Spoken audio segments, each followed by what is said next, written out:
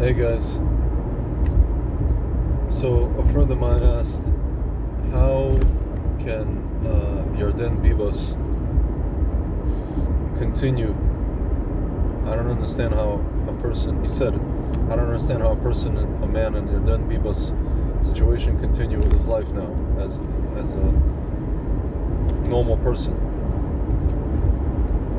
I just want to say that he can't. I just straight up will tell you that he cannot, right? But here's what I can tell you guys. And what I'm about to tell you might be a little bit unfair, but I'm going to tell you anyway for a reason. Because, there's a phrase from Rabbi Barrel Wine, when we talk about people like this, the person I'm about to tell you about, there's two things. The stories we hear, they don't tell stories like that about you or me, and if the stories are not true, they should be true, right? In this case, the story is true. The Klausenberger Rebbe of Sons, I forget his first name, his last name was Halberstam. He had 11 children and a wife, obviously, and he lost all of them in the Shoah, in the Holocaust. He then came to Williamsburg and established a new court, so to speak, a new community of sons, Hasidim. He remarried, I think he remarried in America.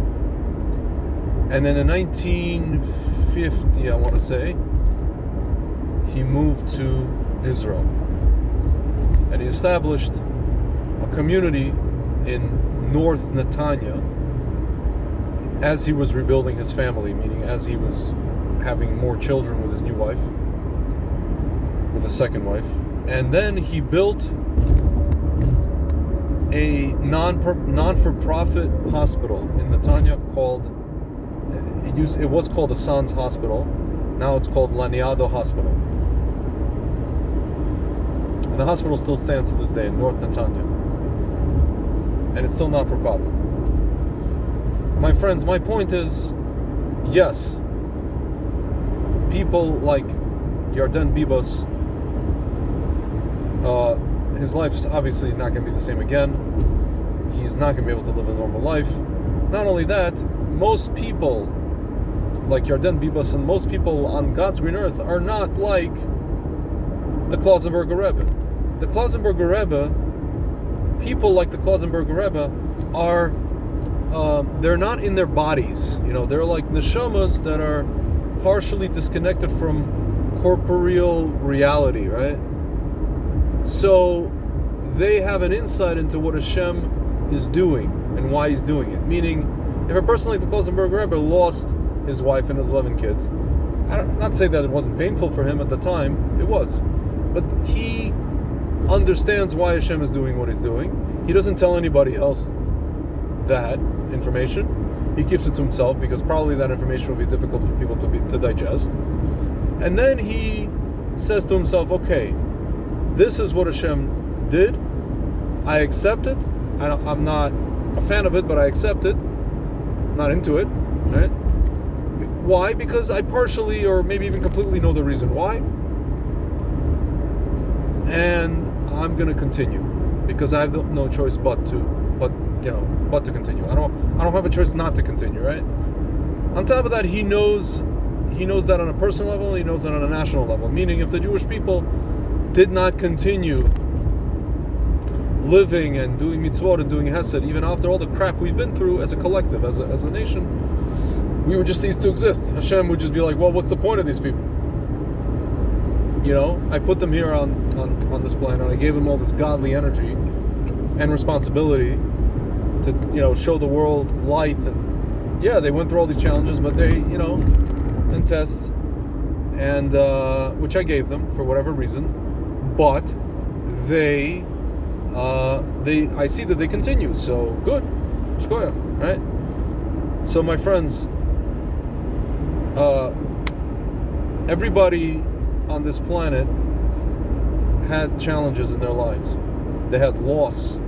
I had loss. I had a lot of loss. Some of you watching may have had your losses in life. I'm not talking about money. I'm talking about, like, losing loved ones, just horrible things that happen to you. And even if you're not Jewish, but, I'm speaking to my fellow Jews. We don't have the luxury of stopping. Even if we have to, as my rabbi used to say, even if you have to crawl. If you got to crawl, then crawl, right? I'm telling myself this. If I have to crawl, I'm going to crawl to wherever I need to go, right? Spiritually, physically. I'm going to crawl, but crawl. Even if it's like tiny millimeters, right? Incrementally. And no, it's not going to be normal. Meaning, it's not going to be like it was, right? It's not. Hashem made a nuclear explosion in the person's life. Something equivalent to a nuclear detonation in a person's life. It's not going to be the same. There's a fallout area, right? And everything's radioactive. And it's impossible to be there. It's impossible to exist. But, you gotta wear the, the hazmat suit, the radiation suit, and you gotta continue. You have no choice. We don't have that luxury, my friends. The Jewish people do not, as a collective, as individuals, we don't have the luxury of not continuing. We don't have the luxury of becoming, and we will be shells of ourselves, right? But we don't have the luxury of completely disintegrating. We do not have the luxury. We don't have the luxury. We're not allowed, right? So, and no, we're not like the Klausenberger Rebbe. Our souls are not detached from our bodies, or we're not detached from corporeal reality like people of this ilk, right? Or the Lubavitcher Rebbe, or any other of these tzaddikim. We're not tzaddikim, but we can look at these people and we can do our best to try. That's the only thing we have. All right, guys. Chodesh Tov.